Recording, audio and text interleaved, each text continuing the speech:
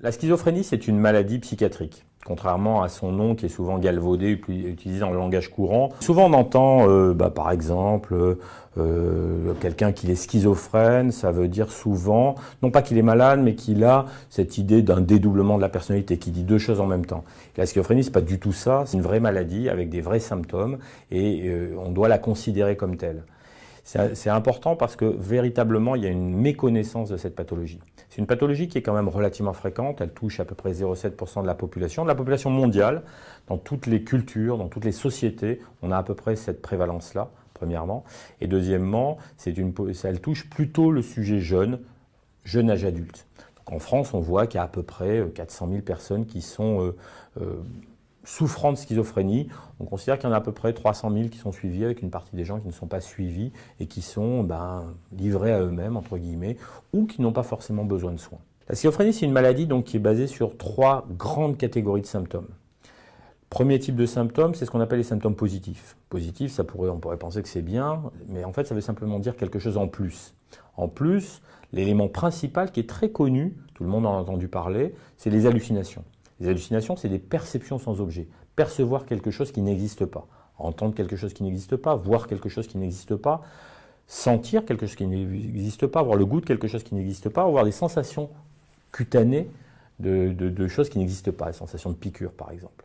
Alors bien sûr, les plus connues des hallucinations, c'est les hallucinations auditives, entendre des voix, Jeanne d'Arc ou d'autres.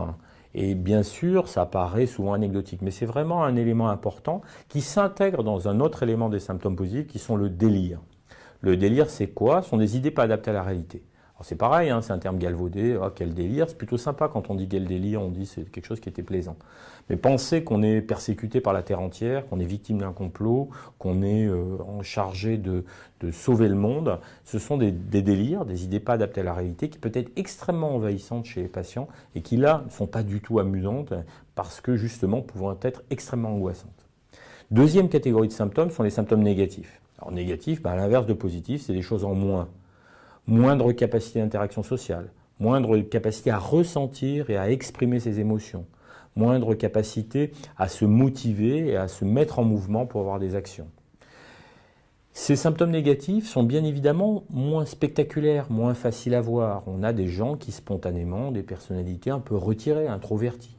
Et en fait, on peut penser que c'est la même chose. Mais dans ce cas-là, c'est vraiment extrêmement intense et extrêmement invalidant. La troisième catégorie de symptômes qui est extrêmement importante, c'est la désorganisation. C'est la perte de la cohérence de la pensée. Quand on pense et qu'on exprime sa pensée, les idées s'enchaînent les unes derrière les autres, avec un lien logique que les autres arrivent à peu près à saisir la plupart du temps. Dans ce cas-là, ça devient totalement désorganisé, totalement déstructuré. Et cette désorganisation, cette déstructuration est bien évidemment responsable de conséquences majeures, car elle empêche le sujet d'organiser ses actions.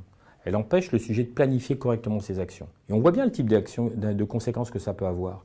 L'incapacité à faire un travail, l'incapacité à aller faire ses courses, l'incapacité à se faire cuire un œuf. Et donc dans ce cas-là, c'est très difficile.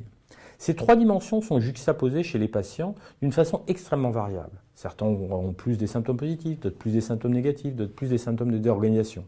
Au cours de l'évolution de leur vie, ça peut également fluctuer. On commence par avoir plutôt des symptômes négatifs, puis apparaissent des éléments positifs, et la désorganisation s'installe.